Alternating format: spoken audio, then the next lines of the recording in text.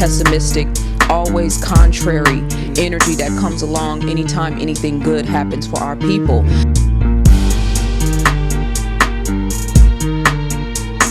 We are now seeing African culture as not just a homogenous culture, but of various communities that come together to fight for a common goal.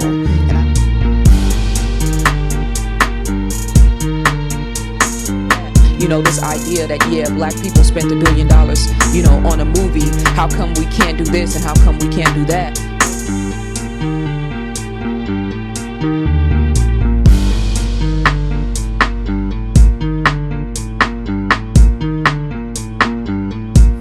Once the light goes off in your mind and in your spirit, whether you're a plumber, whether you're a contractor, whether you're a preacher, whether you're a housewife, once that light goes off in your spirit, now you're tapped into the divine consciousness. Now you can move out into the planet and let's set this thing off.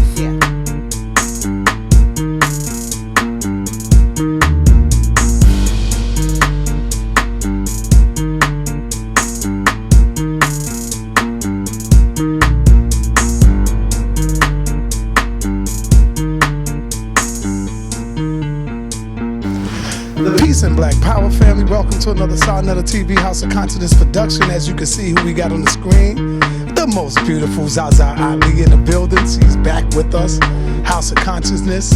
And of course, the lovely Dr. Anika.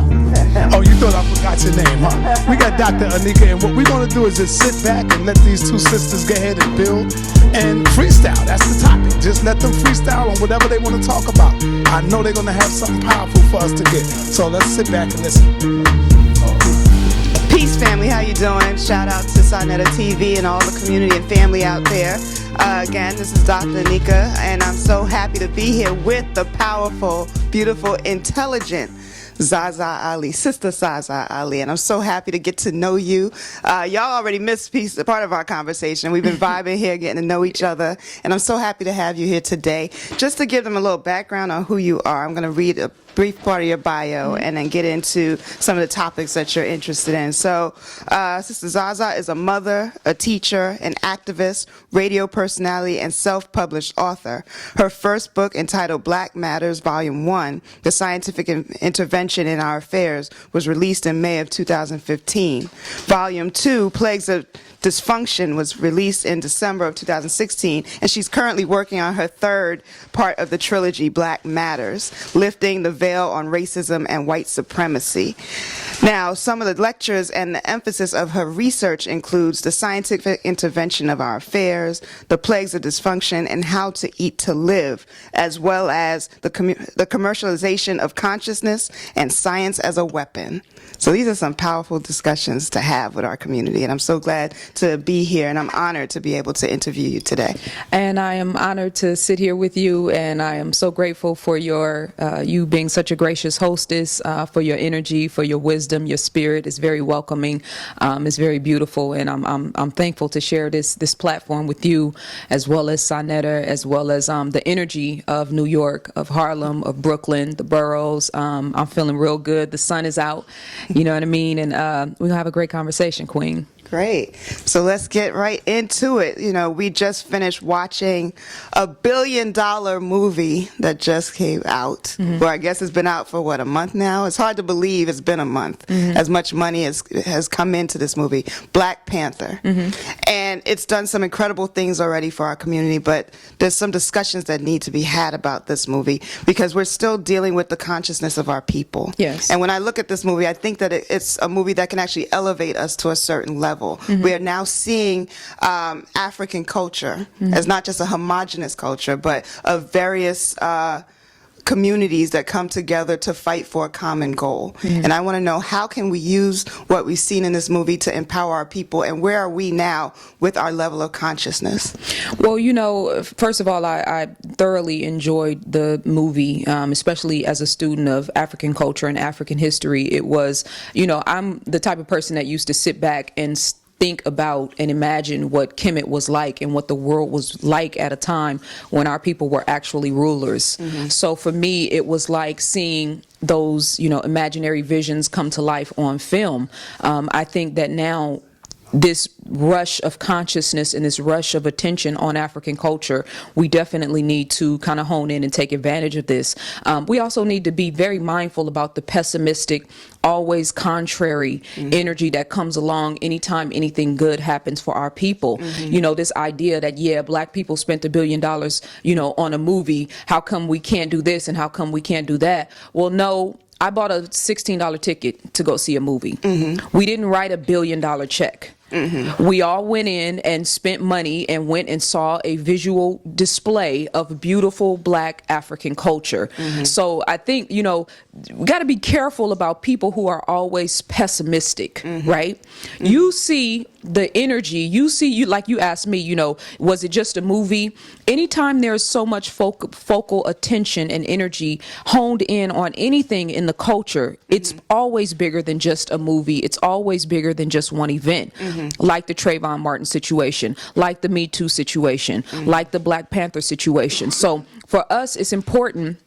We talk about energy and frequency and vibrations as vibrational beings, right? When we are in a situation of unity, of love, of gratitude, of embracing and loving African culture, we got to ride that wave. Yeah. So anybody getting in the way of us riding that wave has to be looked at sideways.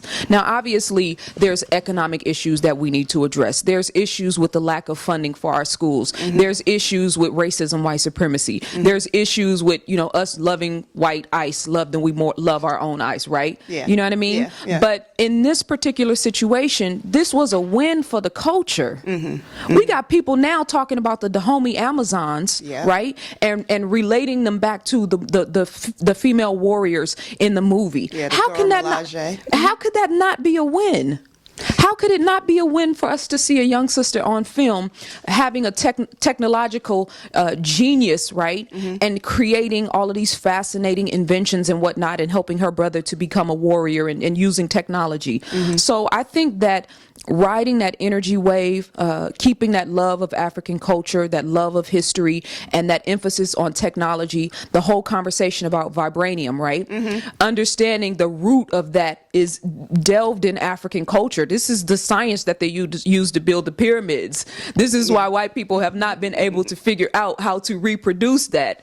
It's not just a natural resource. It is a divine energy that is cultivated and connected to our genetic makeup. But are we relating this movie to us as a people, or are we just looking back at it as entertainment? Because it's one thing to look at it and say, it's beautiful. You have little kids that are now already talking about what they're going to dress up in Halloween, and people who are acknowledging... Sorry. That's okay. People who are acknowledging the beauty of the Dora Milaje and the power and the strength and all of that. But you can still go to somebody and talk about Africa, and they're like, I'm not African. I mean, it depends on your level of consciousness. What about your identity? How is this going to change how we feel about ourselves? It depends on your level of consciousness. Elijah Muhammad said 85% of the people were deaf, dumb, and blind. 10% of the people were bloodsuckers of the poor. And then 5% of the people were the poor righteous teachers who were going to lead us out of, mental and spiritual degradation. So that means 95% of the people are not going to get the message. So, it's important for us to not, when we have sidetrackings, or when we have people who are contrary, or when we have people that don't identify as African, okay, well, let me reflect the light. Let me be the light. Let me reflect African culture. And hopefully that will resonate with the spirit and the energy of the people. And some of our people are going to get left behind. But it doesn't take a lot of us in order to set this cultural revolution off.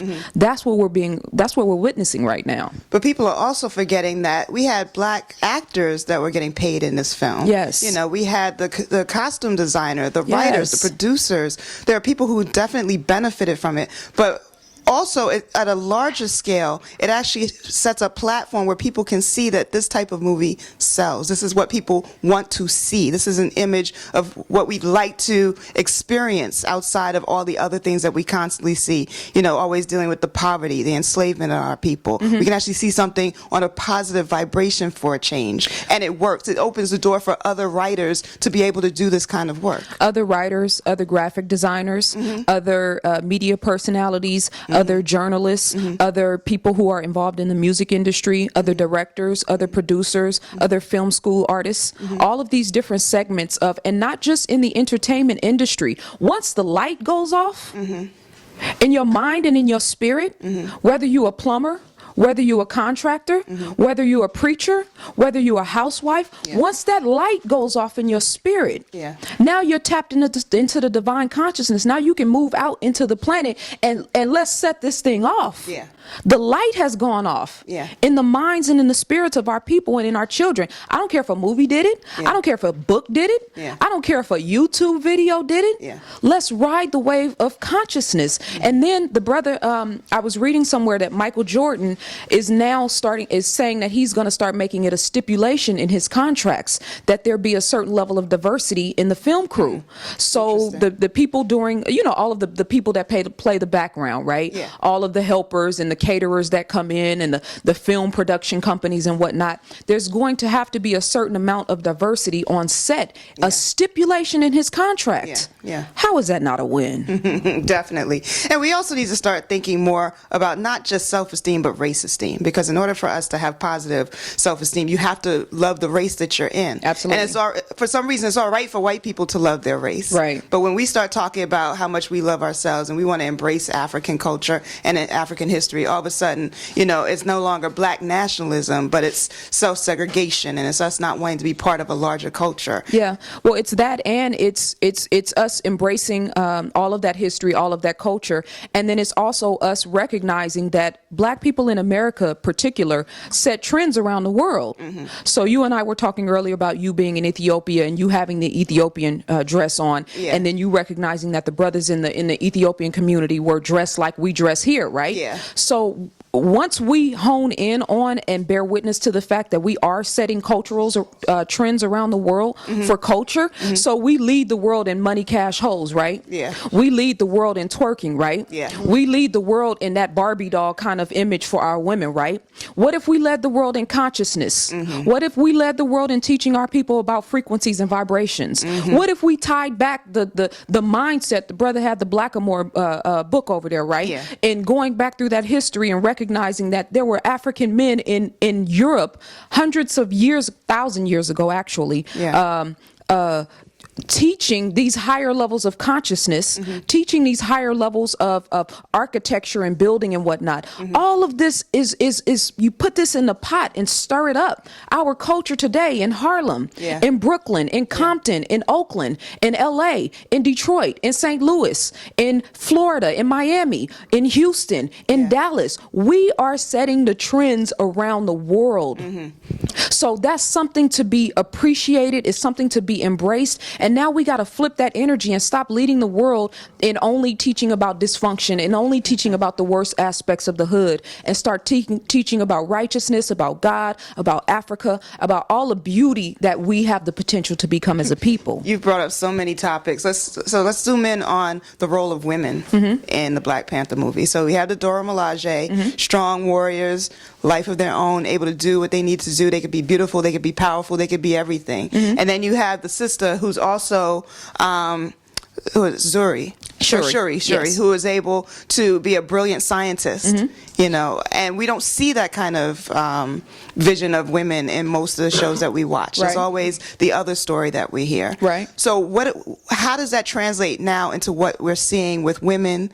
What message do we get from the movie about these women? And then we'll talk a little bit about the Me Too and how that's affected. Well, so we also had Angela. The mother. You have to talk about the mother, the matriarchal, who trains her son to the point where she says to him, "Tell them who you are." Exactly. Or show them who you are, and he knows what to do. So we have the matriarchal, strong motherly energy, being loving and nurturing at one point, and then being strong and decisive and forceful in another point, right? Representing the balance. We also had Lupita's role. She was a revolutionary, right? She actually left her people to go out and fight for the greater good, because she felt like her people weren't doing enough to go out into the broader world and help people who were actually suffering, right? Yeah. So we have all of these different representations of women, black women, and what we should be striving to become, right? Mm-hmm. Now she we also saved the Nigerian girls. That exactly. is a reference to what's in the beginning going of the on. movie. Yeah, Exactly, right? And she was the one, he would, who knows, had he even stepped in and helped that situation if she wasn't involved in that, right? So this is a woman branching out and making revolutionary moves and forcing her T'Challa to get involved, right? Because she stepped out. But so here now we look at us as women. What are we reflecting as a collective to the world?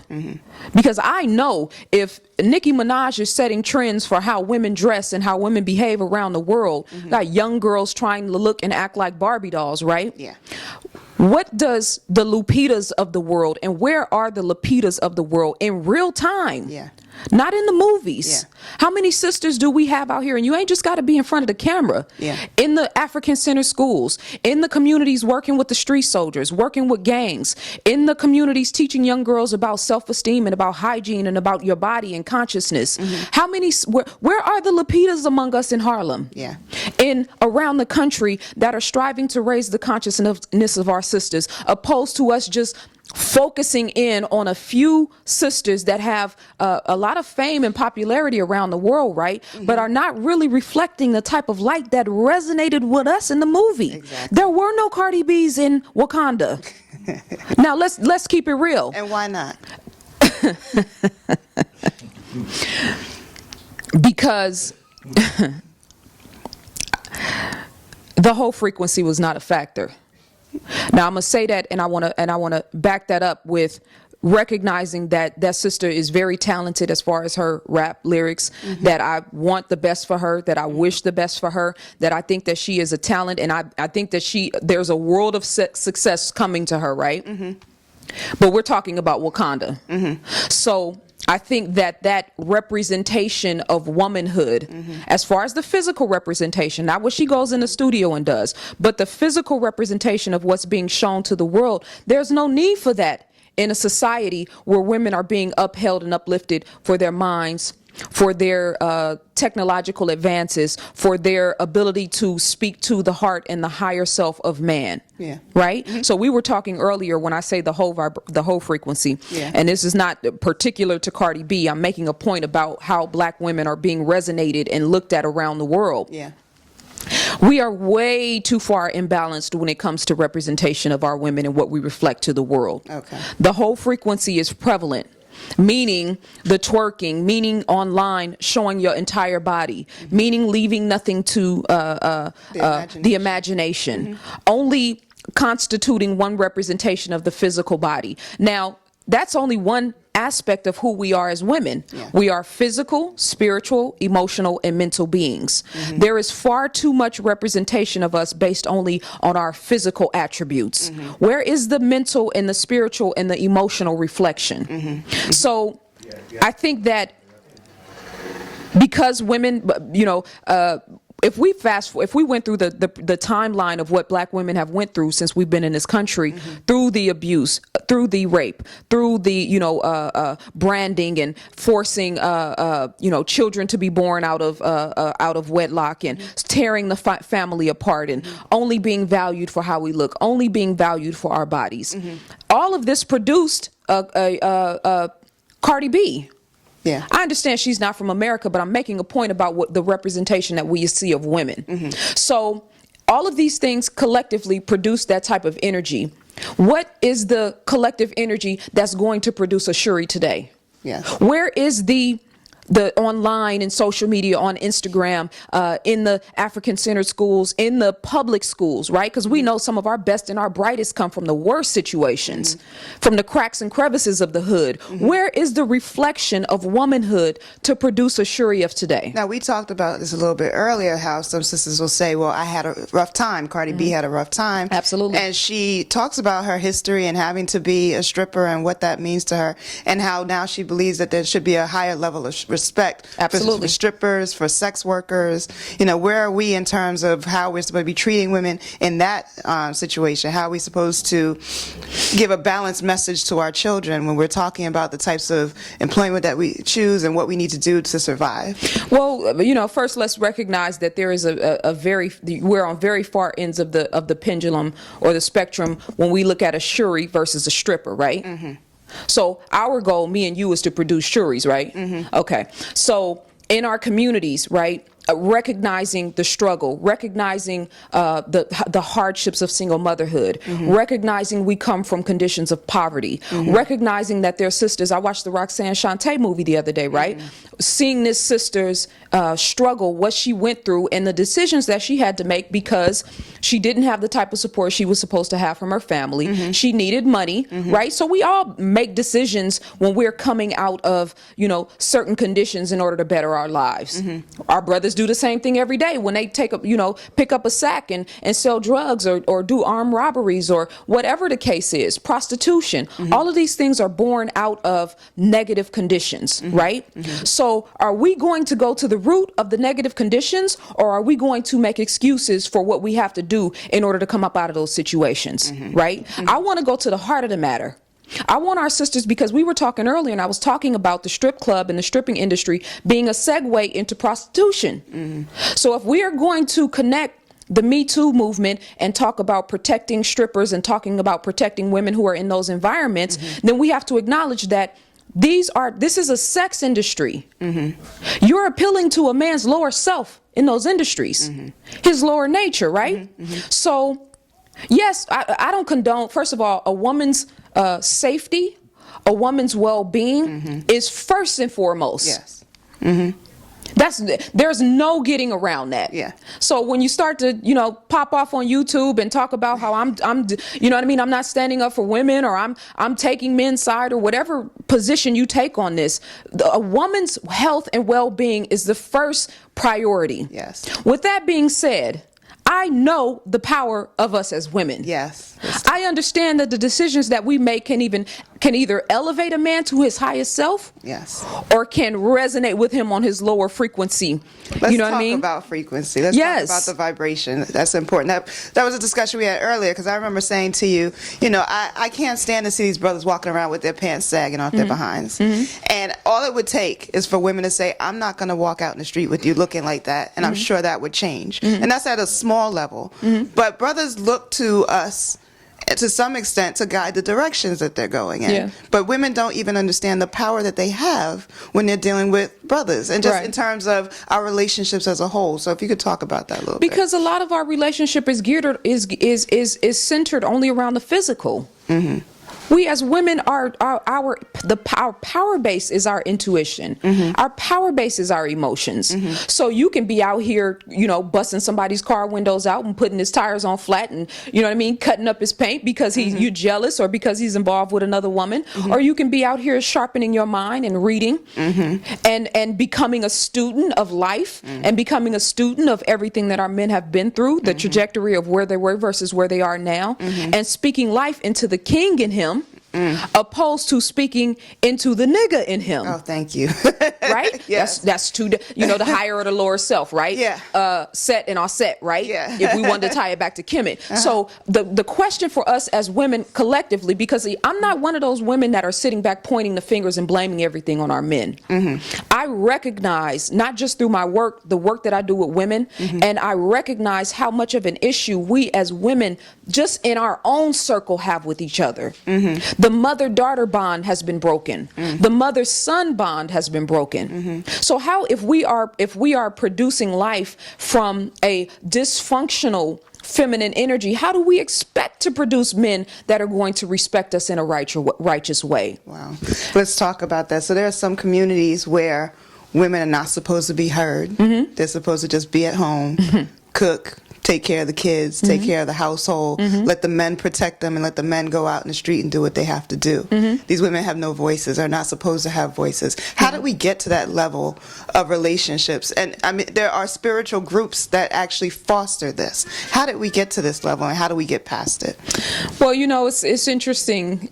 I personally have been on the receiving end, of an unfortunate, a lot of negative energy when it comes to, this male-female, masculine-feminine dynamic, being who I am and having said some things that were controversial at certain points in time, things that I know were controversial because I said it, when brothers say it, it's not a problem, but because I actually said it, all hell breaks loose. Because you're angry, right? Because I'm an angry black woman, because I don't smile enough, because, you know what I mean? Whatever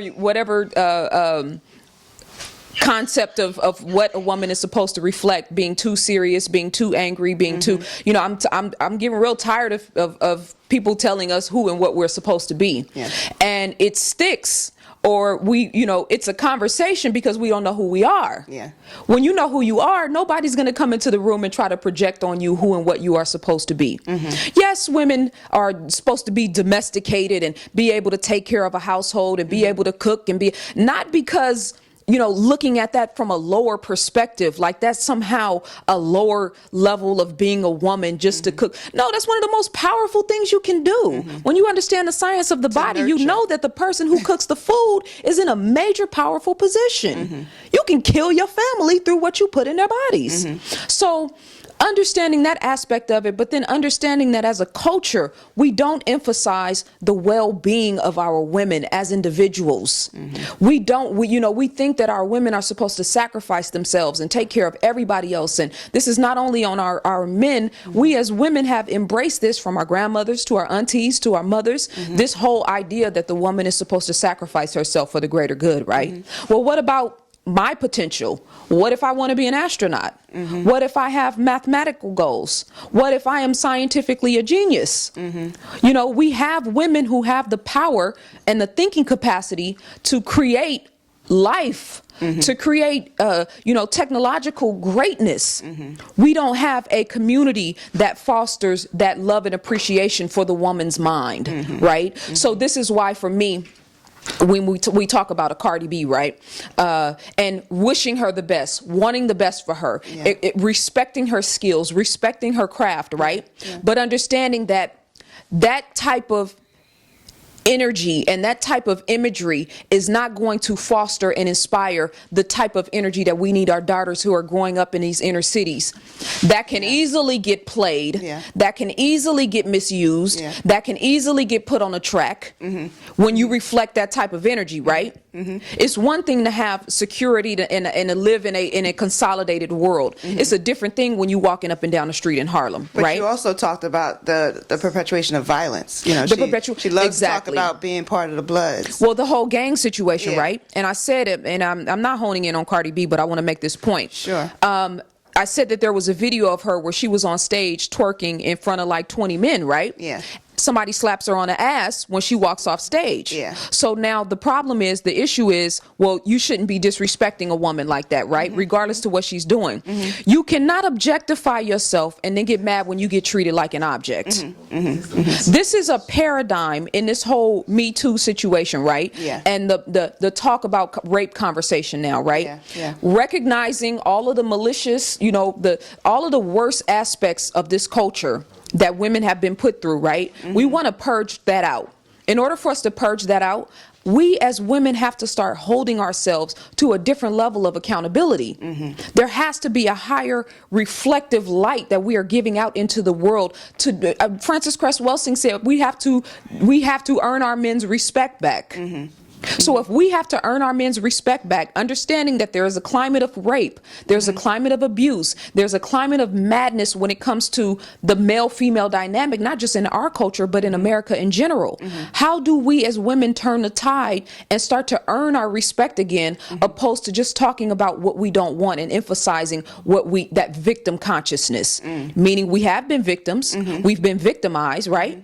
Now how do we turn it around so that we're not victims anymore? Now you talked about us seeing embodying our divine selves and recognizing that if we could tap into our own spirituality, that we can get past some of these issues. But what about people who are in houses that believe that the divine is a force outside of them, that's not something that they can actually control, or that all the responsibility of them being saved is someone else's responsibility and not something that they have any control over? Or that a woman is actually only, going to be able to, reflect her highest and best self when she's with a man, right? Being, evaluated based on the type of relationship she's with, based on the type of man she gets with. And this is why a lot of times you see sisters who go into these relationships and lose themselves because there was no emphasis on her highest and best self, who she wanted to become, what she desired out of life, what her highest potential was. So we start to seek that savior concept through different mediums, whether it's,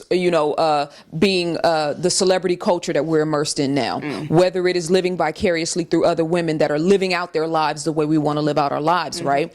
And then you have the white Jesus complex, right? Now, you can have white Jesus, or you can have a black revolutionary standing on stage in a dashiki and you waiting for him to tell you what to do. Yeah. It's still a savior complex. Yeah. So going back into whether we took it to the Kemetic history, whether we took it through African spirituality, or even just studying the universe and the cosmos and recognizing that all of us are many gods. We are universes unto ourselves. So if I am a universe unto myself, how could I be waiting for someone to tell me what to do or what my next move should be? Yeah. When if I tap into that God frequency, I can manifest people, places, and places and things, or will manifest at will. Yeah. Right? Yeah.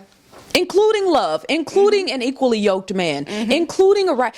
Sis, I can't tell you how many times people tell me I'm not in a position to speak on male-female relationships because I'm not in a relationship. Qualifying me based on the fact that I'm not married. Wow. Qualifying me based on the fact that there's no man Reflecting sitting next to that type of masculine energy. The thing about it is, it's easy to get married. It's easy to get in a relationship. Oh, yeah. But can you maintain one? Can you maintain it? In a positive Why wouldn't I be direction? celebrated if you see me here working on myself? You see me talking about spirituality. You see me talking about fasting, talking about well-being, talking about African history, talking about all of these different concepts that are going to raise the consciousness of our people. I'm still being qualified based on what I don't have. Well, it's still, we're looked at as one is the better half or the other half, as opposed to being two whole people who came with their own ideas, their own consciousness, their own goals in life, and they should be able to support each other's goals, as opposed to having to give up something of themselves to create one individual. Absolutely. Absolutely. So now we delve into the Me Too movement to some extent, but what are we going to do at this point? Where do we go now with the Trumps, the Cosbys, the Weinsteins, all of these people? Now we've looked at all these men being exposed for what's going on. What direction do we need to take now for this to happen? Because right now this is just the topic of a choice for the moment, right? And then they're going to move on to something else that's important. There'll be a new hashtag in a couple of months. But what do we need to do to mobilize to get this? Well, I think something that I've said continuously: we as women have to be careful that we are not honing in on this trending topic, right? And coming together and trading war stories without any emphasis on healing. For us who have been victims, directly or indirectly, the emphasis has to be healing as women. And then next stage is talking about accountability, talking about the way we carry ourselves, talking not just on a physical level, right? What you wear, how you carry yourself mentally, how you carry yourself emotionally, what your state of mind is. Understanding, going back to that energetic and that vibrational conversation, understanding that once you tap into that, you don't have to become a victim of any man. Exactly. You don't have to be, and I'm not saying that anyone asked to be raped, or anyone put themselves in a position to be, mishandled or misused. Where are we going from here is the question. Emphasizing in our daughters, and particularly for us in our community, emphasizing for our daughters more than just their bodies. More than just how they can get in front of a camera and shake and make people, clap and applaud. Understanding the power of what they speak from their mouth and how they can affect people with their creativity, with their talents, whether they're artists or poets or, wanting to make clothes or wanting to be a mathematician or a scientist. For me, This whole movement and this energy shift is about us as women taking accountability and then really, really honing in on the power of who and what we are. And it cannot just be in the movies. Let me emphasize this, because there's a lot of conversation right now about a cultural revolution, right? The cultural renaissance, right? We don't have a cultural renaissance if we only have a few actors creating a few movies that are sparking our interest in becoming film producers and becoming actors. That's not a cultural renaissance. That's an entertainment renaissance. It's a beautiful thing. I love movies, love the fact that our artists are reflecting these great aspects of who and what we are. But there has to be a cultural revolution in science. Yeah. There has to be a cultural revolution in psychology. There has to be a cultural revolution in mathematics. There has to be a cultural revolution in religion. I'm not the type of person that speaks against anyone in whatever type of religion they aspire to, because all of it has its purpose in the divine scheme of things. But where are the sisters that are in the mosque that are making strides in order to uplift and edify our women beyond just wearing a hijab, beyond just cooking bean soup? You know what I'm saying? And the Nation of Islam has been very good at cultivating a higher sense of self when it comes to black women. But this has to be a cultural shift in all of us. Now, where are we going to get that from? Because it's not going to be done in the schools. Me and you. Yeah. That's why we're here. Because you can't expect the schools to do it. No, that's why we're here right now. And I don't mean to cut you off, Sure, sis, no, that's but fine. it is very important that we can't have sisters just sitting back and looking at me and you, just like we can't sit back and just look at Lupita. You know what I'm saying? All of us as individual women in our communities have to accept responsibility to reflect a higher sense of self, not just go in the community and teach our daughters, but reflect the light that we are actually trying to instill in them.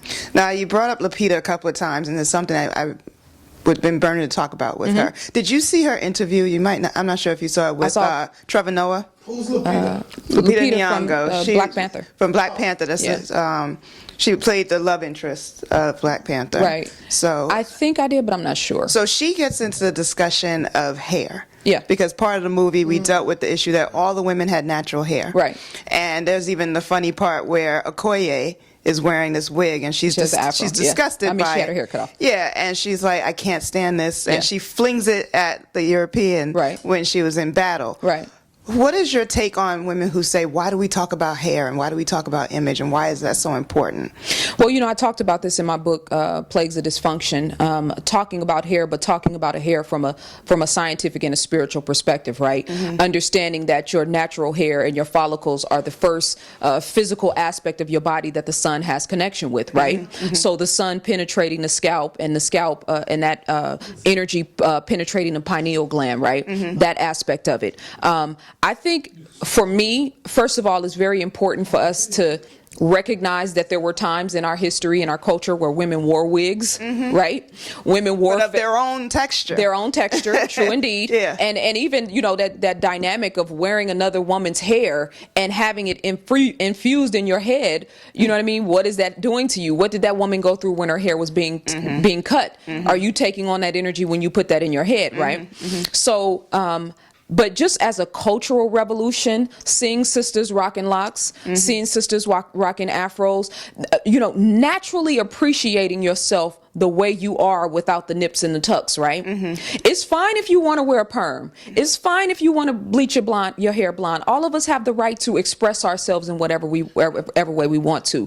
The problem is when the majority wants to be everything but what they are naturally. When all the women, you know what I mean? None of us want to reflect. I live in Atlanta right now, right? And I was in a Wells Fargo bank one day, and I looked and I said, you know what? This is the first time I've ever been in a bank where everybody in the bank had natural hair. From the afro to the braids to the brothers with the everybody had natural hair. And I was like, this is beautiful. And I pointed it out, and everybody kind of looked around, and I was like, this is a moment. Was this before the movie or after the movie?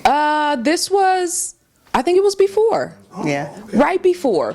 But you know, so the beauty in it is not that we can't appreciate brothers and sisters who change or alter their hair, but that we appreciate ourselves as we naturally are. The way that the Creator created us. Exactly. That's right. Okay, so I'm going to switch over now and let's talk about Black Lives Matter. So another brother in his home, in his backyard, gets shot. How do we deal with this? I mean, we can march all day long. We can scream and shout. 22 years old. He has a phone in his hand, and the police claim that he stretched his hand out with the phone as if he was going to shoot them. Each cop shot 10 times apiece. Yes. Now, this isn't some brother running out in the street. You know, this isn't a brother now selling cigarettes. This isn't a brother outside fighting with somebody. This is someone in their home. Okay, don't even know what's happening, and they get shot in their own backyard. What needs to happen at this point? Good question. So let's deal with the spiritual and the physical, right? Because I'm always on the spiritual, but let's deal with the physical first.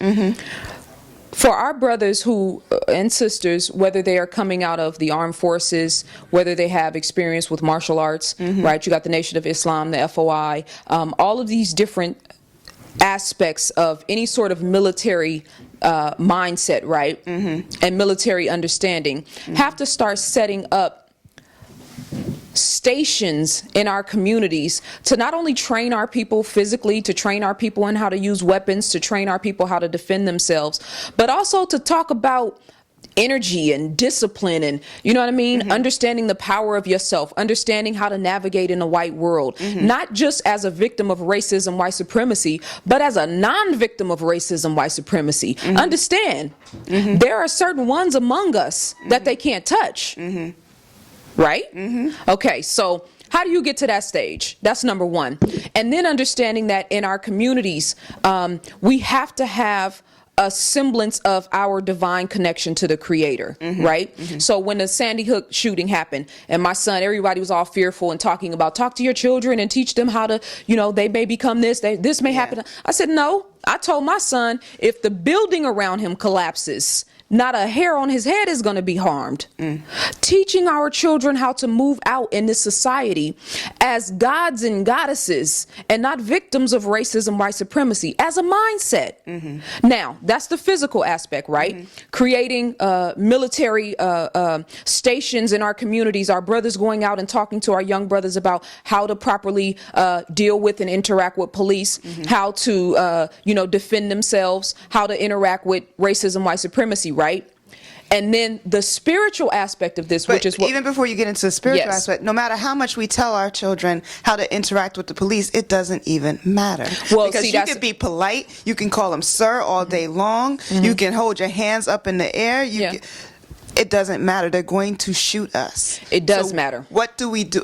So what do we have to do? What do we have to say? And this is getting into the spiritual. See, we talked about this earlier, right? So I know you know where I'm going with this. And I know you're interviewing me, so you're provoking me. I got you, sis. As a people, right? And if I asked everybody in this room, I'm sure all of our answers would be very similar. As a people, if we went from 0 to 100 on a scale, right, and asked ourselves, what percentage of our focus as a people collectively in America is negative? 90%. 90% of our emphasis, the things that we talk about, the things that we focus on, the things we respond to, 90% of it is negative. So when you understand how the universe works, if you are reflecting 90% negativity, then what is the universe going to send back? What you put out there is what you get, 90% negative, right? We deal in science and mathematics. So this approaching this from this perspective, from that mindset, there's always going to be collateral damage. Taking nothing away from the brother in Sacramento, taking nothing away from the Eric Garners and the Mike Browns and the Oscar Grants and the Trayvon Martins of the world. I love all those brothers. I've used my platform to talk about racism, white supremacy. But again, if we're reflecting 90% negativity, the universe is sending us back 90% negativity. There's always going to be collateral damage. So taking it into the spiritual conversation, right? Understanding that how we speak and the language that we use is moving people, places, and things around. So you just said it doesn't matter, right? But I know you understand that it does matter, because I know you understand that our language and what we speak out into the universe is going to come back to us. Our state of mind matters. Our energy matters. We had a conversation earlier, and you was telling me about a situation with a brother online talking about checking his bitch, right? Yeah. Major following, right? Yep. Okay, so if we're sending that out into the universe, what's the repercussion of that for us as a people? Exactly. What is the repercussions? It's a sister in these apartment buildings across the street from us right now getting her ass whooped. Right? What's the repercussion of that? But in this brother's video, he claims that when someone called the police for them to deal with the domestic situation, the police came in the household and asked, whose home is this? Who's in charge? And when the brother said, I got this, I'm in charge, he's like, okay, you handle your business, and walked out, as if that's the way things are supposed to be handled. It's acceptable. So you know, and I could hear the chattering right now as far as, yeah, but what does this have to do with the brother who got killed in Sacramento? You know what I mean? We've been on a trajectory now, being at the height of our civilization, when we look back at Moorish Spain, when we looked at Kemet, when we look at Songhai and Mali and Timbuktu and all of these great civilizations, right? Fast forward through, and even indigenous cultures in America and around the world, our people were everywhere. Fast forward through the slave trade, fast forward through Jim Crow. There was always a collective energy producing certain events in our society. We are in a situation now, American culture per se, where we've produced the Donald Trumps of the world. Our consciousness put that man in office. We could talk about the Illuminati. We could talk about, you know what I mean, who actually put him in office. Was he selected or was he elected? But all things work for the greater good. We are looking at a physical reflection of the worst that America has to offer. And he's got money, and he's got power, and he's got wealth. But that mindset is in every hood across this country, right? So going back to what we talked about before, as far as my experiences as a woman, the things that I've experienced and hardships that I've experienced and what it is that I do. Collectively, as a people, we don't respect our women. I've seen brothers get up on stage and talk about the black woman as God and African goddess and queen and all of this type of stuff. You know what I mean? And then at night, they got jump offs. Sisters in the community that got babies, playing with them sexually and playing with them mentally and using their power in order to manipulate and play with our women. What is queen about that? What is goddess about that? So I'm saying collectively, on a physical level, working in our communities to teach our young brothers, creating different stations in the community as far as martial arts and how to properly handle yourself and deal with energy and whatnot. On a spiritual level, there has to be accountability for how we handle ourselves and how we deal with our people every day. You know, and it's hard not to constantly reference this Black Panther movie. Absolutely. Because when you look at it, they talk about the power coming from the ancestral realm. And some of us don't even want to deal with that because we're afraid to talk to our ancestors. We think there's something spooky about that. Right. But when you tap back into the ones that came before you, it's to some extent you having a conversation of where I need to be. You know, how did you handle what happened to you during that time, and where do I need to be as an African today?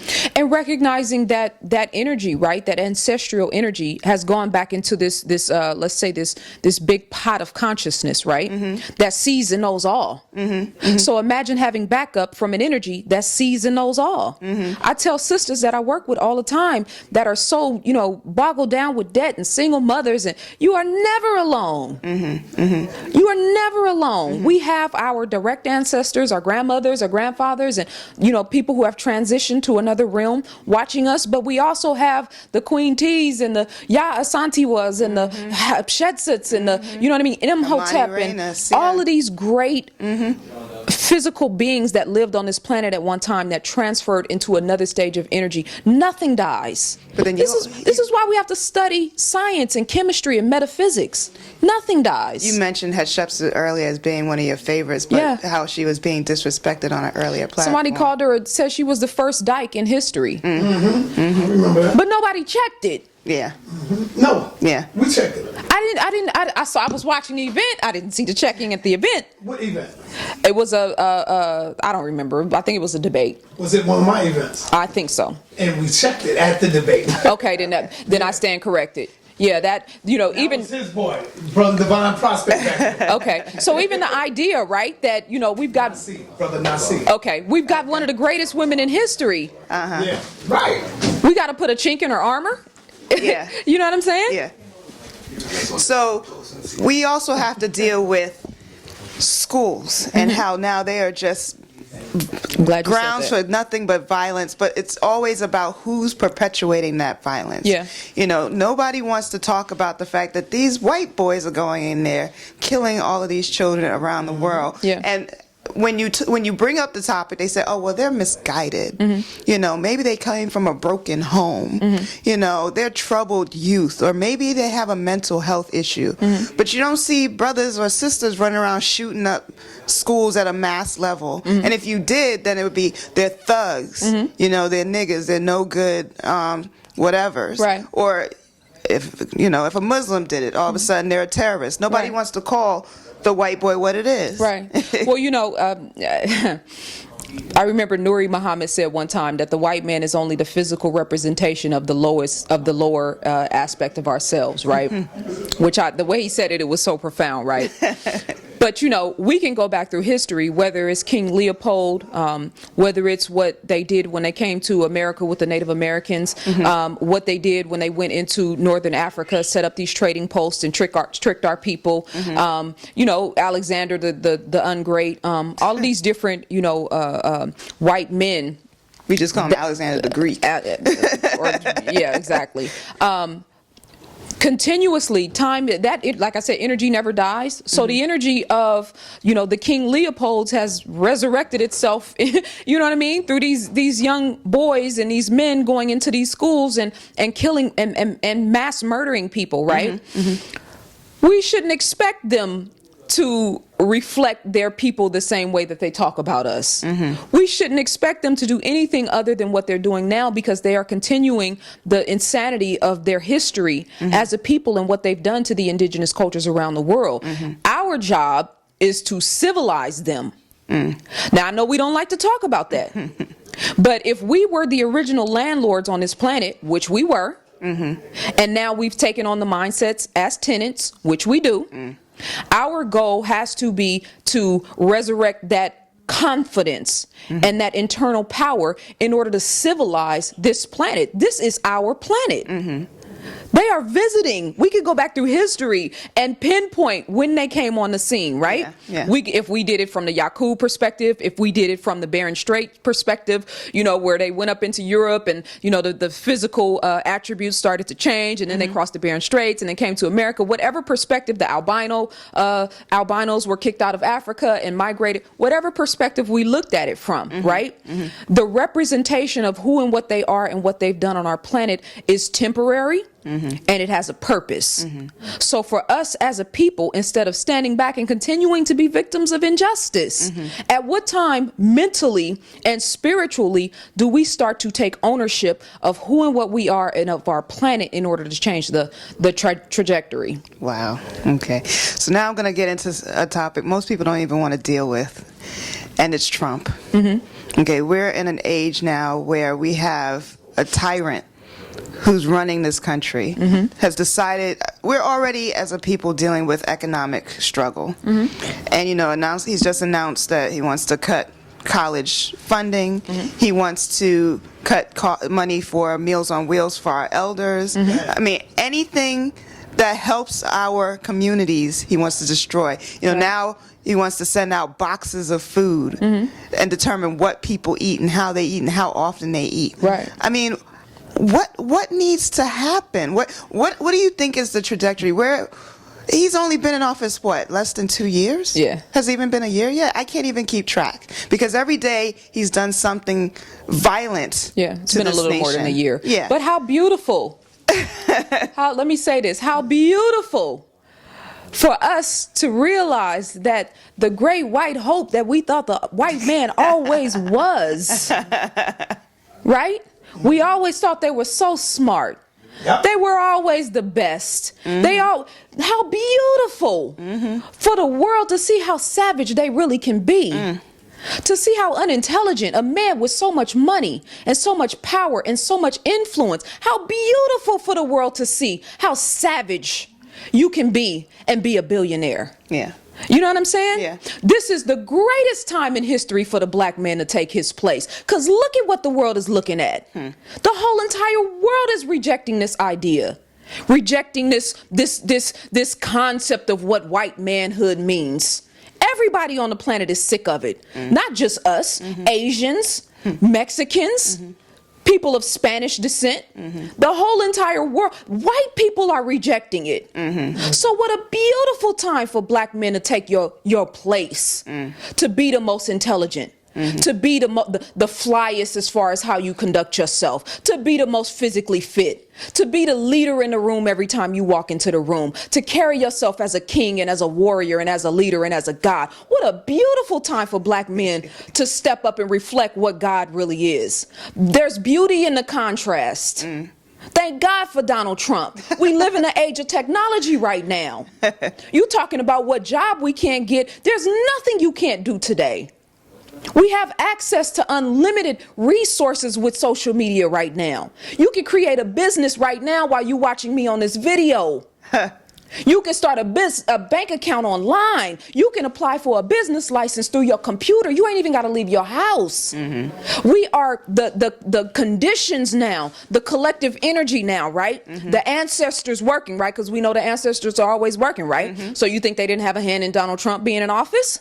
It's a wake-up call. It's a wake-up call, creating the conditions for us to become our best and our highest because selves. we fell asleep when Obama got into office. And we believed that we were in a post-racial society and that it was kumbaya. Absolutely. And everything was wonderful because we had something to look up to. So that's one aspect of the Obama legacy, right? Perfectly stated. We could talk about him sending drones in Africa. We could talk about the Gaddafi situation. Yeah. We could talk about all of the misgivings and what he didn't do and what he thought we was going to do. So that's one very important aspect of it. The flip side of it is that there's been a ceiling removed on our children's minds. Yes.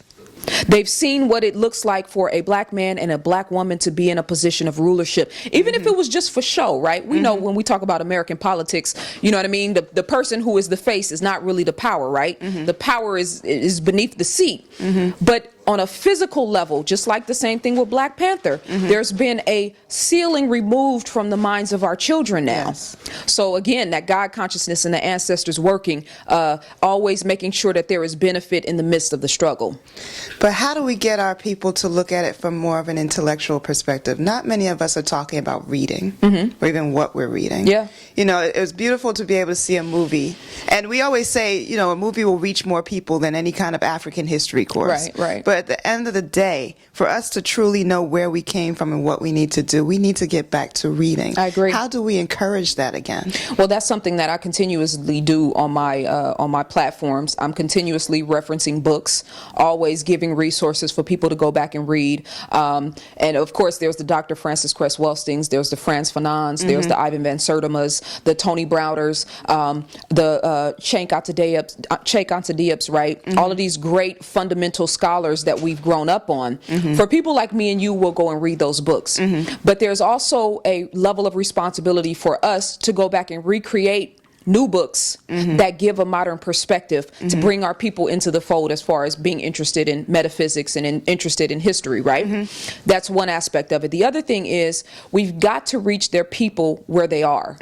I think that one of our biggest downfalls is that we want our people to sacrifice themselves for the struggle. I don't tell people to sacrifice themselves for the struggle. I try to inspire people to figure out what their specific purpose is, what they are the best at, what their particular skill set is. Use that, go and master it, and then bring that back to the people and serve your people, right? So we've got to get our people interested in learning again. Yeah. We've got to make knowledge and information fly again. That's the whole purpose of what we're trying to do. Okay, Zaza Ali. Speaking of books, I know you have a few books out right now. Can you give us some of the titles of the books that you have out? I do, and thank you for asking that. So the first book was The Scientific Intervention in Our Affairs. That was dealing with genetically modified food, vaccinations, chemtrails, even the organ trafficking, right? And all of these cases of our brothers, organs being removed in that whole world behind the scenes. Crack cocaine, how crack cocaine was actually created, whether directly or indirectly in the laboratories of America, right? With the intention of doing what it did to our communities. The second book is called called Plagues of Dysfunction.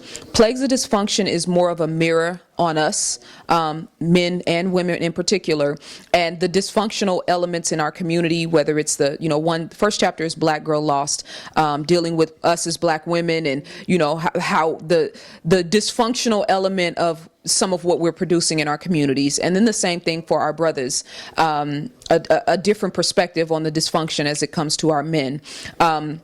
I'm working on a book now called The Science of Sex, and that book is going into the higher dynamics and aspects of the sexual conversation, right? Having a conversation about sex from a scientific and spiritual perspective, opposed to only just talking about how we get down, R&B songs and, that aspect, but understanding the divine responsibility of creating life, and the male anatomy, the female anatomy, and just the science of how we relate to each other on a sexual perspective.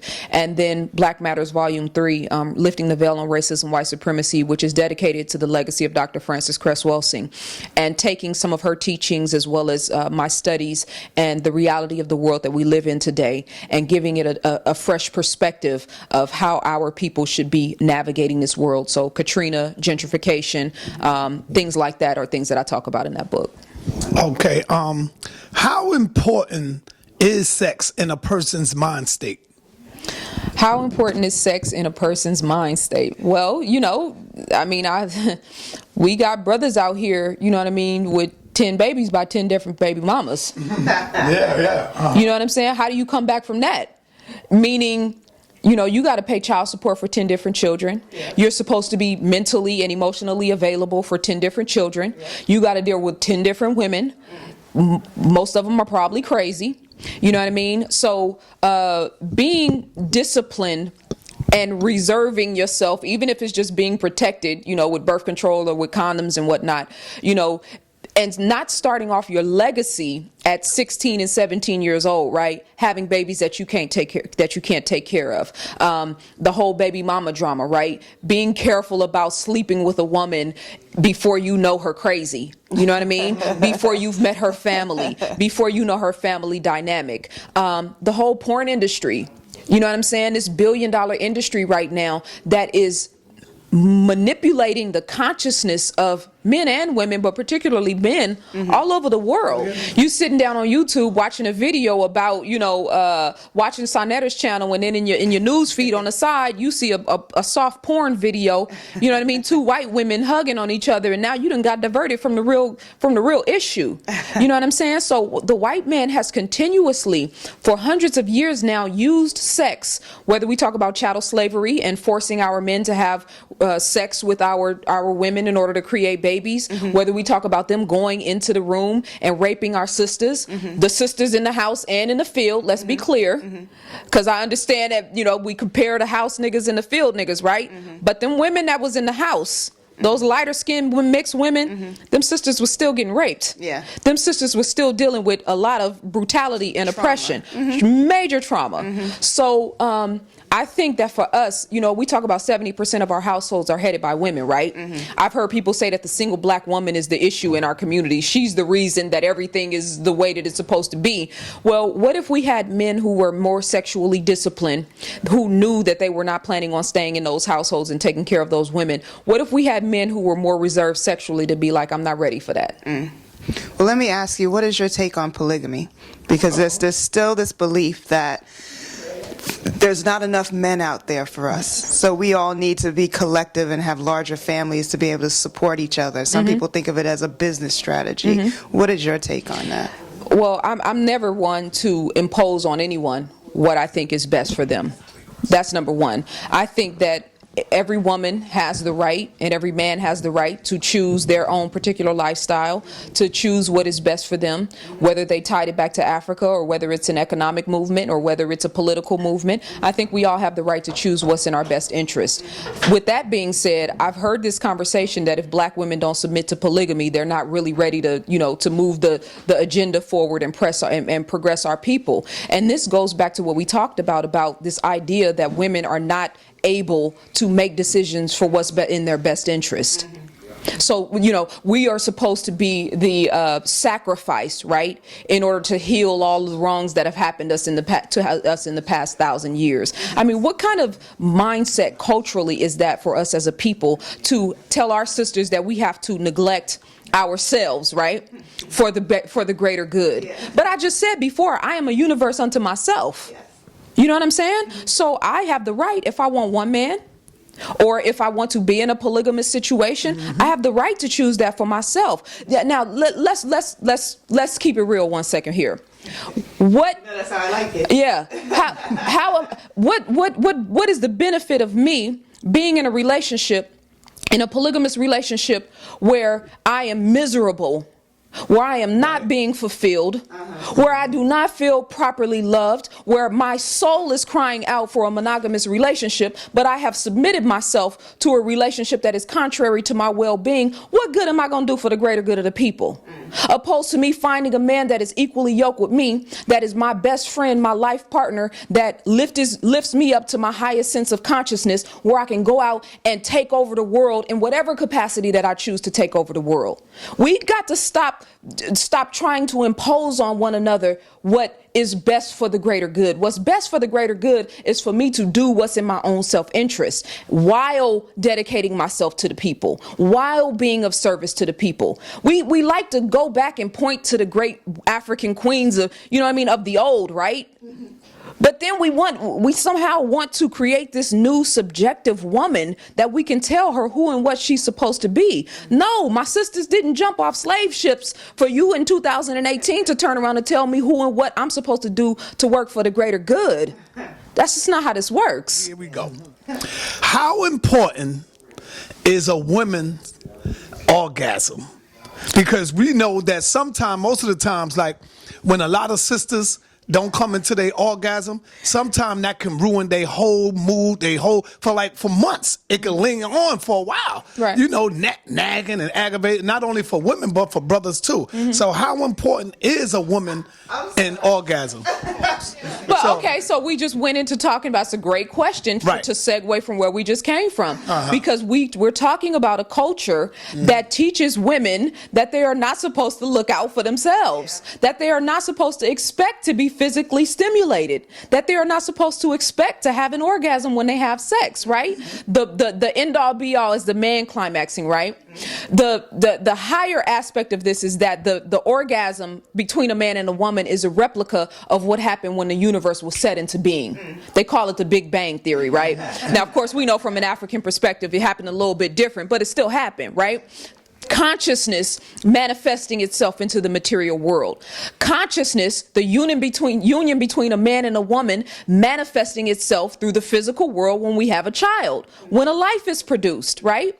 So if that in being in harmony and in sync on a physical level produces, they say, if we look back at some of the Eastern cultures, right, they say that the physical orgasm is the highest state of being, right? Sex between a man and a woman, but their goal is to have a pre-orgasmic feeling all the time. They call that enlightenment. That's when you've reached the highest sense of self, when you can feel like that, whether you're having sex or whether you're not having sex, right? So if this is the highest state of enlightenment on a spiritual level, how could a woman deny herself that on a physical level? How can she not understand that being in harmony spiritually and mentally and physically with a man is one of the highest states of being in the universe? It can also spark creativity. It can spark everything. You know what I'm saying? So, for a woman to never have been able to experience that means that she hasn't realized one of the best aspects of living, that we have access to as women.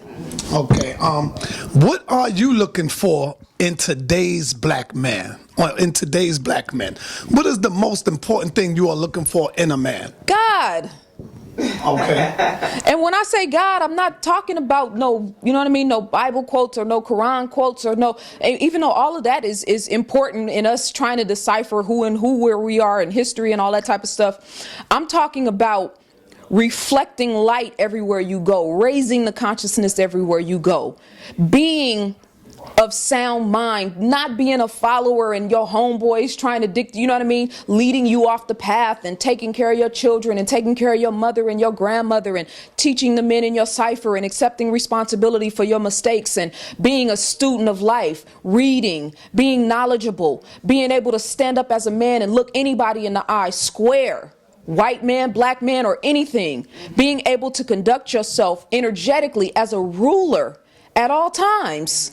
That goes from the 15-year-old on the block to the 50-year-old brother working in a corporate environment. So if the black man don't have God in his life, you saying the black you don't man feel always that? has God in his life. Well, you There's got no some such people thing. that don't believe There's in no such. They don't have God. to believe. Okay. You don't have to believe. We are all products of this manifestation of spiritual energy. None of us is exempt. We look at it too linearly. We look at it as too literal. We're like, God has to be this man floating on a cloud somewhere. Right. We're talking about energy and energy transference. Absolutely. And the fact that the vibration is always going. Absolutely. And that the way you treat yourself is how you'll treat someone else. Well, absolutely. Well said, sis. So on a physical level, understanding that as a man, let's take God out of the equation, the concept of God, right? You walking around in the hood and you mad and disgruntled because you got fired from your job, or you mad because your father wasn't in your life, or because your mother abused you, or because your homeboys betrayed you, right? You're on a certain level of frequency, meaning that 9 times out of 10, you're going to attract the same type of energy that is making you sick, opposed to, and we see brothers all the time that got creative personalities that are always optimistic no matter what the odds are, that have positive mindsets and that always try to bring the best out of other people, and good things happen for them out of nowhere. You know what I'm saying? Yeah. That's that God frequency. Yeah. But even when you at your worst, you get pulled over by the police and you think they about to take you behind in the alley and beat you up, then all of a sudden a miracle comes out of nowhere. Yeah. You know what I'm saying? Yeah. And something happens to where they can't touch you, or it's a lot of different levels and layers of this, but you don't have to believe in and recognize God to understand that the sun is going to come up and go down every day. You ain't got nothing to do with that energy, but you need that sun. Let's talk about diet and the role in that, and how that impacts how much energy you take in, what kind of energy you give out. Well, diet is extremely important, and I'm glad you asked that, because it's hard to it's like people talking about revolution, right? But can't get up a flight of stairs. You know what I'm saying? I'm being facetious, but I'm being real. No, you're not. You know what I mean? Understanding the chemical imbalance that a lot of our people are suffering from eating Popeyes, from eating Ho-Hos and Dorito hot chips, and you know what I mean? Flaming hot Cheetos. Yeah, grape soda, and all of this stuff with all of these dyes in it that is affecting our. They have this whole industry now, advertising industry, right? That's rooted in psychology. So in the Essence magazines and in the Ebony magazines and in all of the black media productions, right? You see a high content of McDonald's commercials, right? Advertisement. You see all of this food that is contrary to our well-being, because they understand that black women are very emotional beings, but a lot of us are hurt. So they're using our pain against us to advertise, and even in the black communities you find the Popeyes and the McDonald's and whatnot, because they understand that if they keep feeding us garbage, we are going to keep thinking garbage. We are going to keep living on a animalistic type of level. You got the different 7 circuits of the brain, right? One of the lowest circuits of the brain is the animal brain, the brain that we share, the part of our brain that we share with birds and with reptiles, right? A lot of our people in the hood are living in a reptilian mindset. Dr. Ava Muhammad was talking about this in one of her videos, where she was talking about the fight or flight mentality, right? So this is brothers in the hood, right? You step on my tennis shoes, I'm gonna kill you. Fight or flight.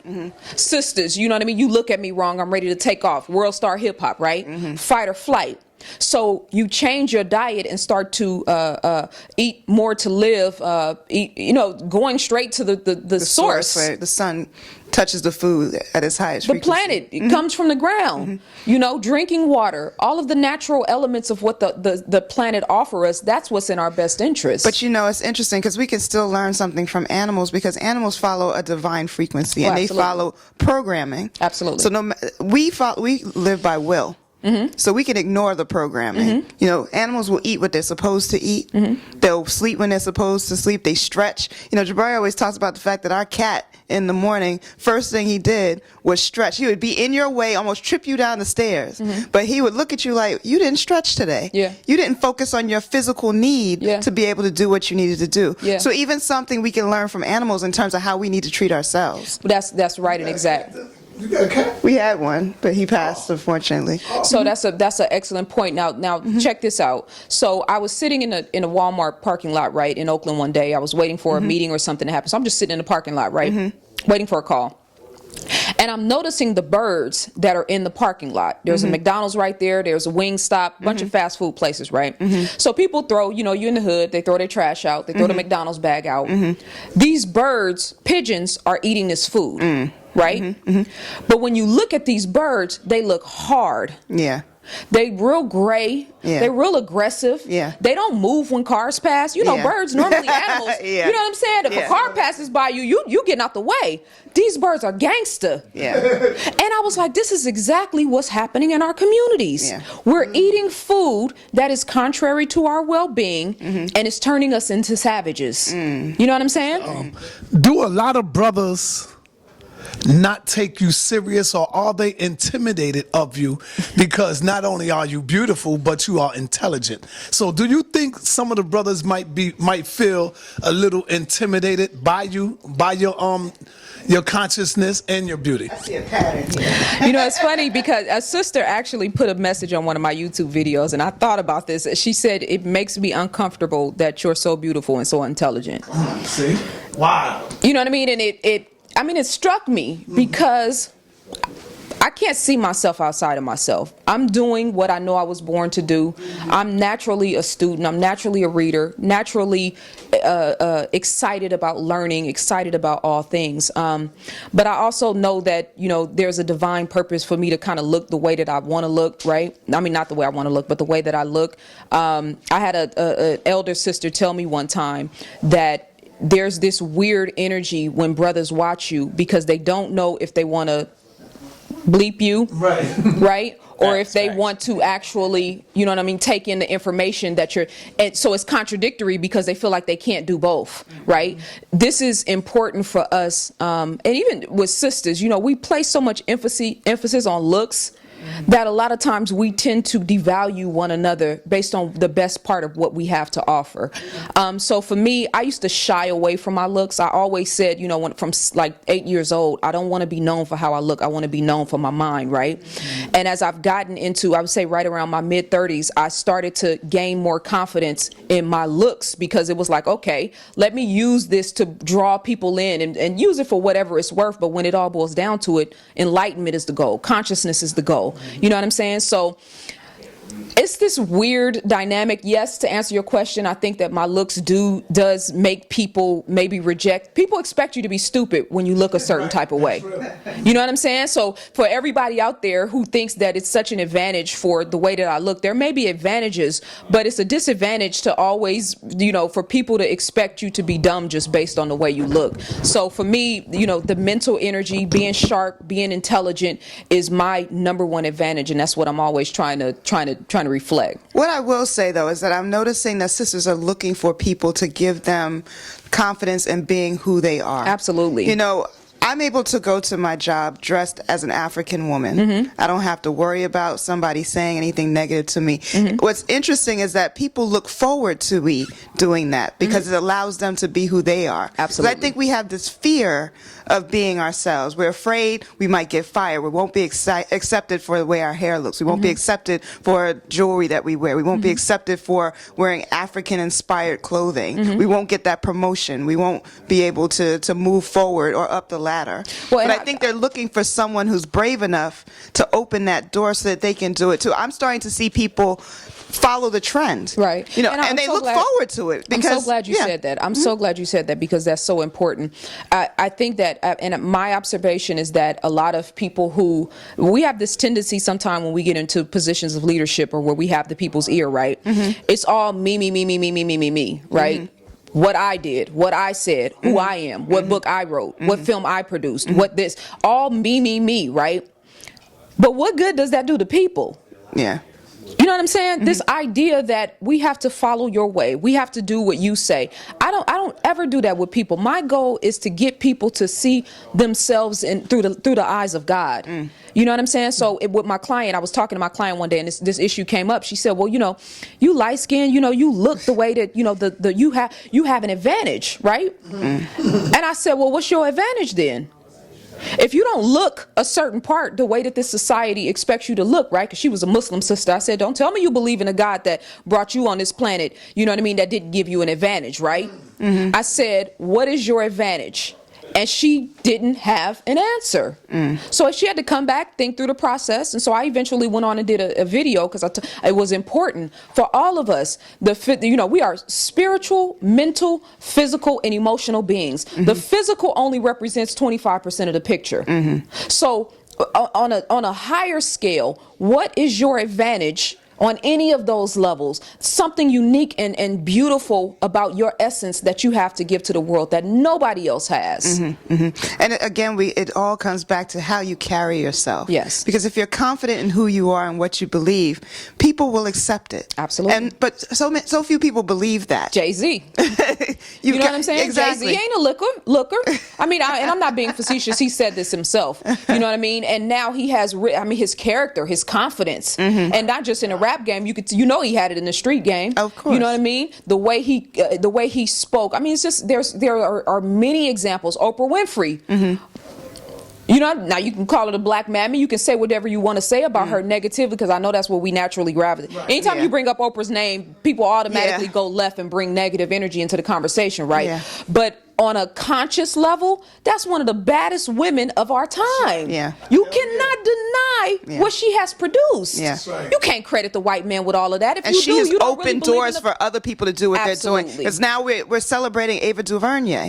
But she couldn't do that without Oprah. And Queen Sugar, for example. Yeah. All of those brothers and sisters that she's putting to work on her network. The school in South Africa. Yeah. All of those young sisters that are being inspired and are being taught to go out into the world and become something great. Yeah.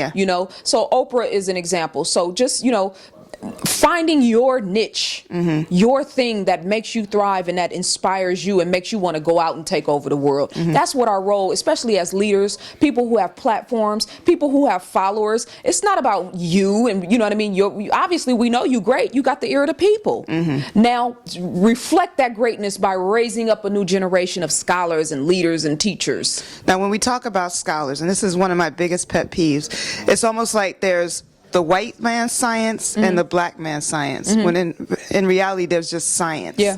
And if you ever say something or quote something that may have been said by a European, it shouldn't be taken as truth or fact. Yeah.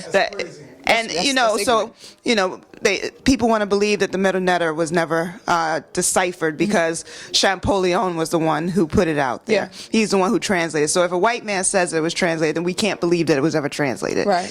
How do we get past worrying about what Europeans have done and what they have said, and how do we use our own consciousness and intellect to be able to tease out what's fact and what's fiction?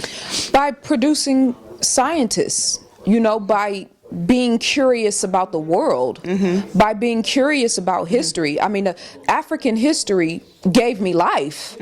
Some people will come into consciousness through, wanting to be spiritual. Some people will come into consciousness through, their father being a musician. Some people will come into consciousness through the Sonnetters of the world, through platforms like that. For me, it was history. Yeah. For me, it was Imhotep. You know what I mean? For me, it was understanding these great people throughout history that did all of these amazing things. But we've got to garner interest in learning again.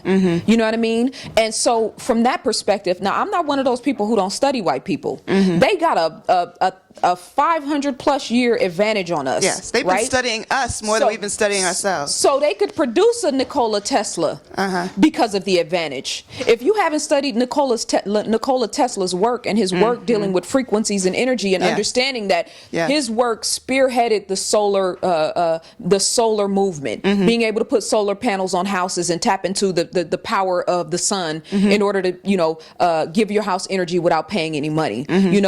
I think it's important for us. I'm a student of urban architecture and design. The architects of this world, of the modern world, have been white people. Less than 1% of the architects are black.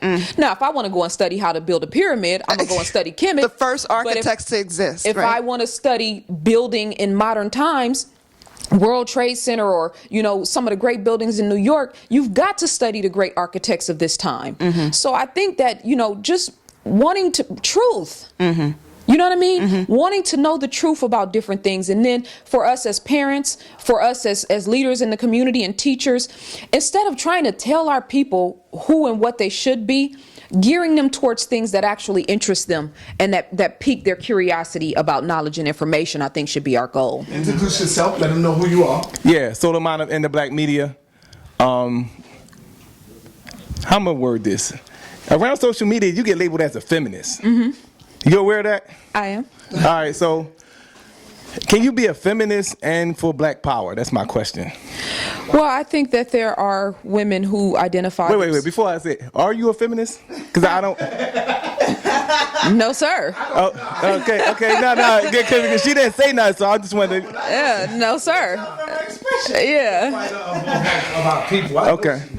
Well, I know where that label comes from. Some of the popular talking heads have labeled me that, and then because I am a proponent of women, you know what I mean. Women who stick up for other women and speak up for other women are automatically marginalized as feminists, which goes back to the conversation we've been having about how do we turn the tides of this stuff. Well, how can you automatically limit a woman to being a feminist because she speaks for other women?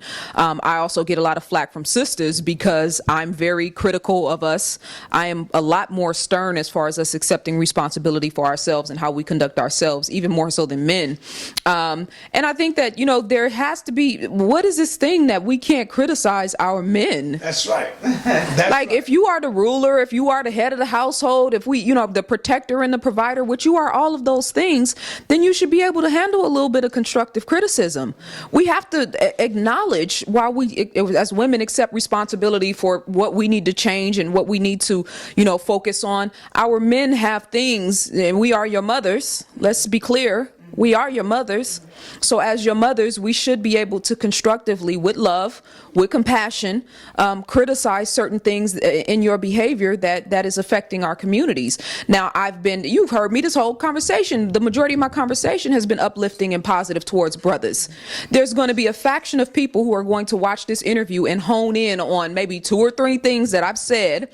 We don't have discernment, intellectual discernment, to be able to listen in fullness. We want to, piece apart different things to categorize me. But no, I have a 14-year-old black son.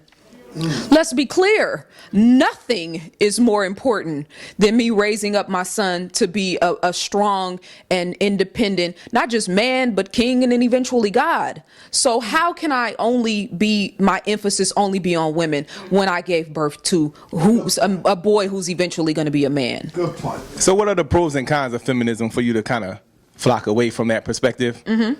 Like, what don't you like about modern day feminism? Well,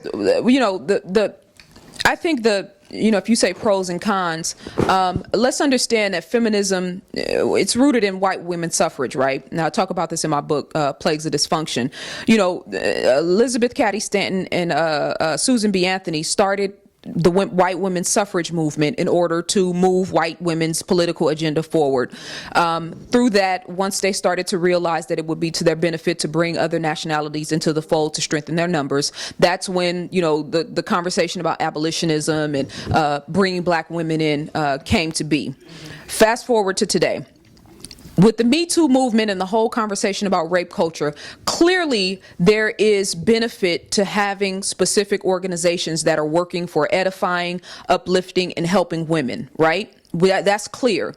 But the problem is, even in us talking about women accepting accountability and responsibility for themselves, right? I don't see enough energy and conversation in feminism talking about women accepting responsibility for the mistakes that we've made, the whole broken bond of mother-daughter relationships, right? I have talking about narcissist mothers and how they are, manipulating and mishandling their children. Does the feminist movement talk about that? Talking about, Planned Parenthoods in black communities and the number of statistics of abortion. So you want to spearhead Planned Parenthood when we're talking about a woman's rights, but we don't want to talk about the fact that hundreds of thousands of black babies are being aborted in our communities every single year. Nobody talks about that. So I think that while there is a righteous intention of doing things specifically to benefit women, as women, if we want to change the trajectory of the rape culture and the Me Too movement, there has to be the same amount of energy and emphasis in healing and uplifting and edifying our men. Otherwise, we're wasting our time. All right, this is my last question, right? You was talking about, the Me Too movement and the rape culture, and should it be some type of thing addressed about how women dress in Western society? Like, should that be is that an issue? Absolutely. Zaza talk about that all the time. You don't even know Zaza. No, but it's okay. It's all good. I'm asking questions for a reason, though. You know what I'm saying? And it's a great question. And I said earlier in the interview, we as women can't objectify ourselves and then get mad when we get treated like objects. Mm-hmm. You know what I mean? So this is going to the point of, you appealing to a man's lower nature, right? I'm going to show you my ass. I'm going to show you all my goodies, right? I'm going to show you everything, but don't touch. Right. I'm going to give it all. I'm going to spread it eagle in an Instagram post, right? But I want respect. That's right. You know what I'm saying? This hypocrisy. And I don't tell women how to dress. You dress how you want to dress. Do what you want to do. But be aware that there are consequences for your behavior and how you carry yourself. That's right. We don't live in this African Mecca where men respect women and value women for their bodies and value them because they are divine beings. We don't live in that. We don't live in Wakanda, people. We live in America. America has produced some greatness, but America has produced a lot of savagery. So prepare for the greatness as much as you prepare for the savagery, and be very mindful about how you carry yourself as a woman. If you're in a sexual industry, you are appealing to the lower nature of a man, right? If he's not a healthy, emotionally intelligent man, he's probably going to be crazy. Mm-hmm. What do you do with that? All right, I have a question for you, Dr. Anika.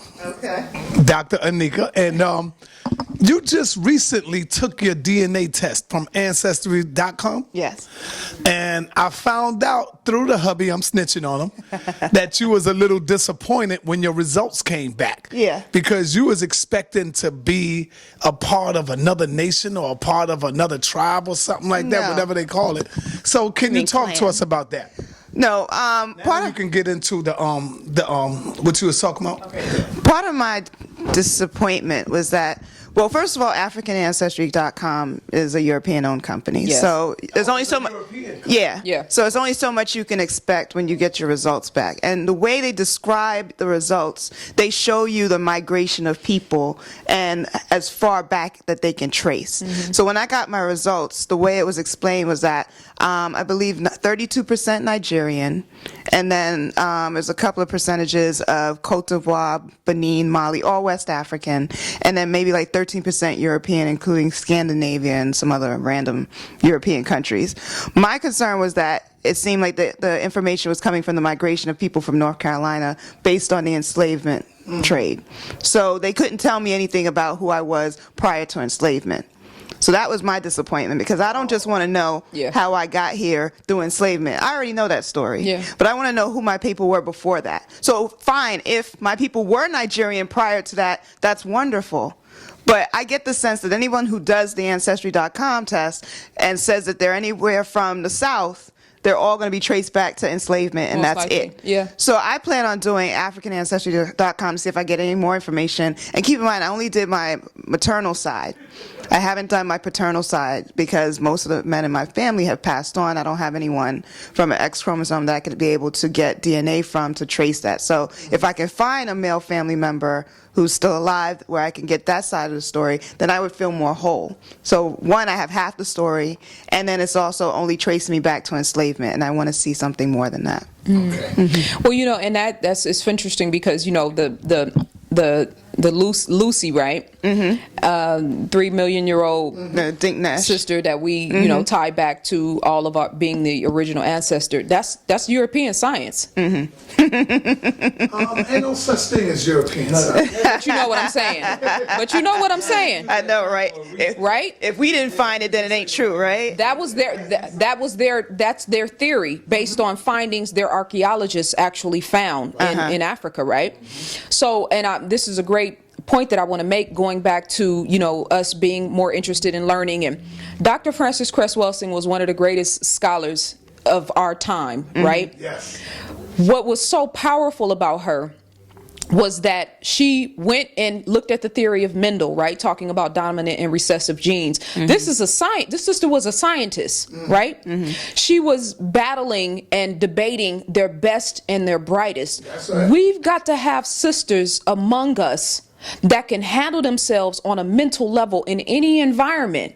Because we're talking about destroying racism, white supremacy, right? We ain't talking about protesting and marching and banging against the system when we are suffering from injustice. We're talking about destroying the system from root all the way up to the top, right? So we have to have women that are mentally and scientifically and emotionally and spiritually, all these different elements, able to go into these institutions and demolish this mindset that Black women are inferior. Black women don't know how to have a conversation without being emotional. Black women always have attitudes. Black women are, you know, only good for their sex or only good for their body type or whatever. We've got to be able to carry ourselves in a way that breaks all of those stereotypes. And I think Dr. Frances Cress Welsing, I want to underscore for all of the sisters who have not read the ISIS papers, you should go back and read that. You should read her, listen to her videos, not just about her talking about racism, white supremacy, because all of that goes without saying, but a sister who on her own decided to go up and challenge the mindset of this world, who became a scholar even when she didn't have the support of the people. She said the same thing for 40 years in a different way. She did not get the proper respect from us as a people as far as what she was doing, and her legacy will stand the test of time. How many people are going to know about you 100 years from now? Women listening to this, what is your reputation in your life? What do people know you for? What do you stand for? What do you stand for? What mark are you going to leave on the world? That's a Kemetic ideology, because to not leave a mark on the world means that you don't even exist. You were never here. Nobody speaks your name again. You were never here. Yeah. Yeah. Is there anything that we didn't touch on today that you wanted to bring up? Or do you have anything coming up? Yeah, anything you want to promote? Any products, So, any events? I have the Sister Cipher Support Group, which is a group of 100 Black women who financially contribute every month to other sisters. If you want information about that, you can email me at sistercipher2016@gmail.com. And that is just a collective group of sisters that come together, and every month we donate $20 to whoever our particular winner is in our group. And it's a way of us collectively, supporting one another, and at the same time creating an organization of women that when it's time to push the button, because we are going to push a button coming up real soon and start making moves in our communities, we're kind of building the foundation of it right now, making sure that all the sisters who are on board are dedicated and, serious about making this contribution. I'm doing Alchemy Sanctuaries retreats now. My first retreat is in May. That's going to be in Savannah. It's sold out in 28 days, and which is, a blessing in itself. And then in November of this year, we're going to be in Sedona, Arizona, doing the Alchemy Sanctuaries retreats. We still have a few spaces left in that, so if you want information on that, email me at info@zazaali.com. I'm working on The Science of Sex. That book should be out, I would say, beginning of June. I finished the book, but I had to go back in and tidy it up because I don't want to put a good book out. I want to put a great book out. So that, of course, my internet teachings. Going to be doing some stuff in the community in Atlanta this summer with young people, and just focusing on raising the consciousness. I'll be starting a radio show pretty soon. Just a lot of stuff going on, so make sure you check out my website, zazaali.com, and you can get information on everything that I'm doing.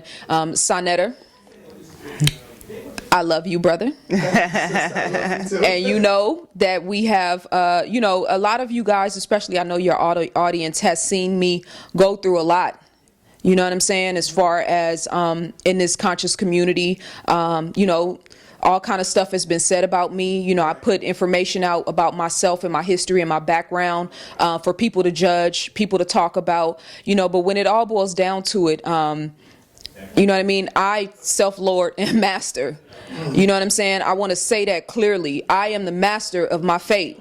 You know what I'm saying? And I went from, you know, had 10,000 followers on Facebook. I started doing radio. You know, people started to know me from traveling around the country, and you know, sisters started to look to me for information and advice. Brothers started to look to me like, you know, oh my God, I want a woman like you, or can you help me with my mother, or can you help me with my woman, or help me with my daughter? Yeah. All of that. You know, the energy don't lie. Yeah. You know what I'm saying? So people can say a lot of things about me, but trust and believe that the energy don't lie. And I know that the ancestors are working with me and working through me.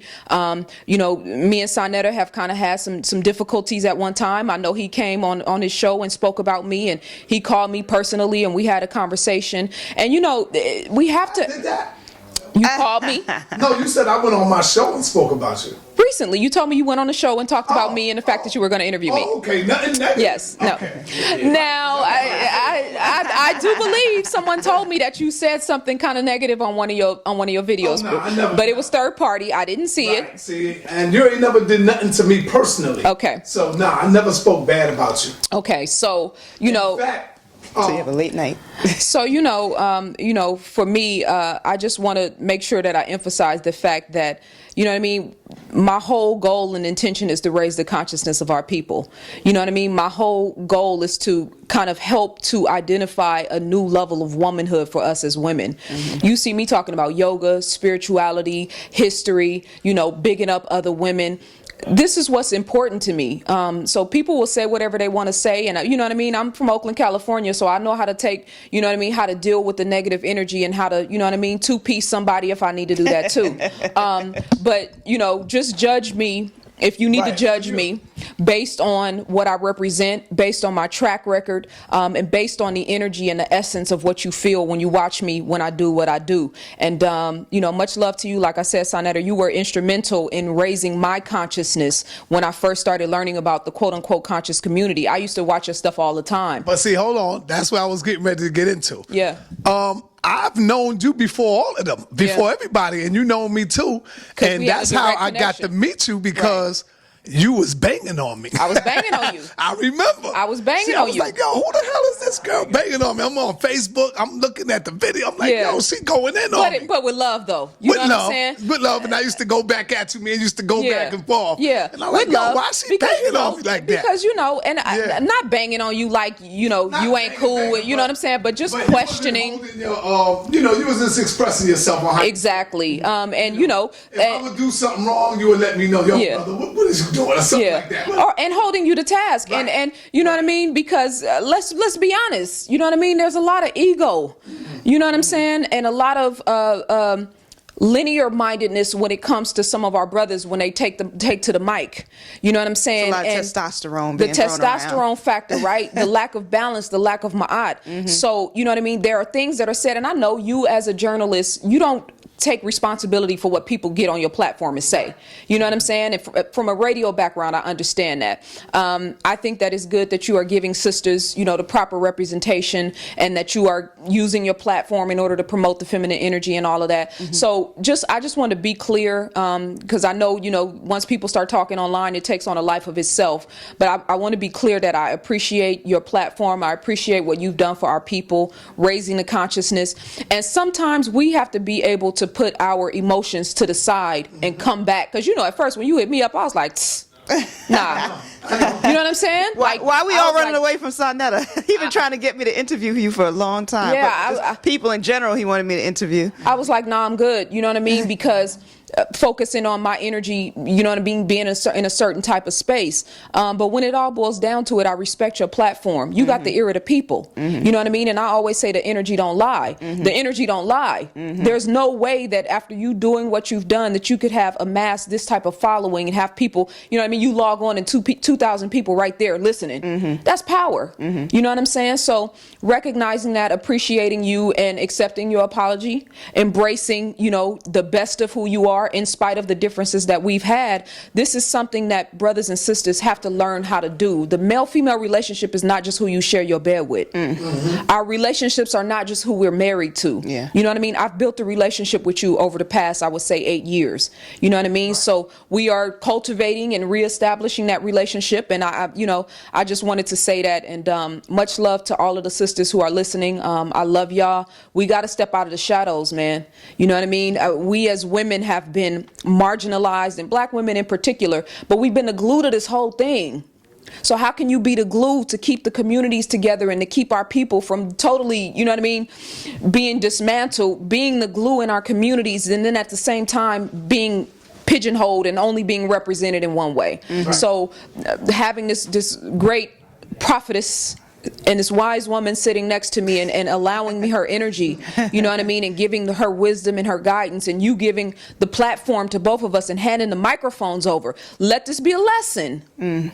Sometimes, brothers, y'all got to hand the microphone over. That's right. You know what I'm saying? And step behind the camera and hit the button and let us do what we need to do. But sisters, we got to be prepared for that. You can't get up on this camera, you know what I mean, and just start, you know what I mean, just because you a woman, just, no, we got to be ready to step to the plate and drop those jewels when it's our time.